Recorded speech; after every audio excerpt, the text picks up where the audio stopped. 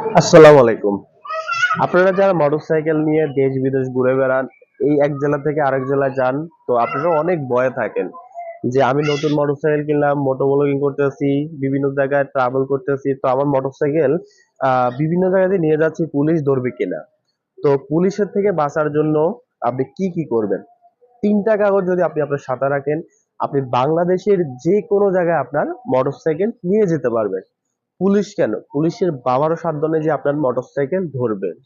তো মূলত আপনি যে মোটরসাইকেল চালাবেন, তো আপনি তো একটা চালক, রাইডার।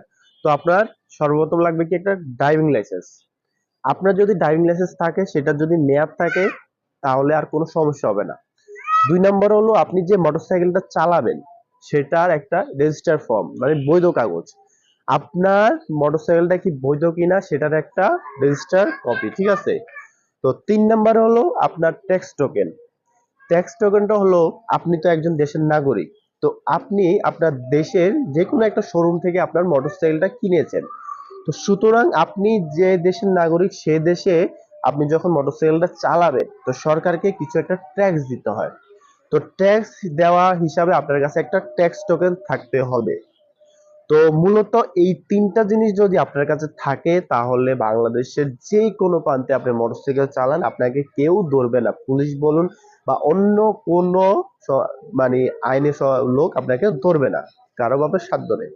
তো প্রথমত ড্রাইভিং লাইসেন্স, যেটা আপনি একজন মানে মানে যদি ড্রাইভিং লাইসেন্স আপনার কাছে থাকে, কেউ আপনাকে ধরবে না, ঠিক আছে?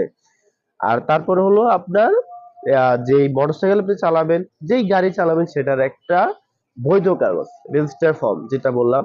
আর হলো টেক্স টোকেন, মানে আপনি আপনার যেই মোটরসাইকেলটা আছে সেটার মানে নির্দিষ্ট সময়ে যে ট্যাক্সটা সরকারকে দিচ্ছেন কিনা।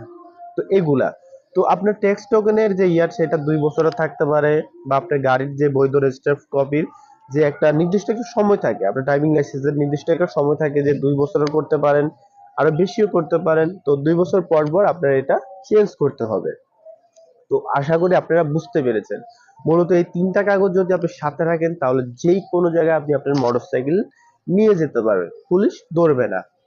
তো আপনারা যারা না বোঝেন, অবশ্যই কমেন্ট করবেন। আর যারা জানেন তো জানেন, আর অজানা মানুষের মাঝে এটা শেয়ার করে দিন, জানতে পারবে, উপকার হবে।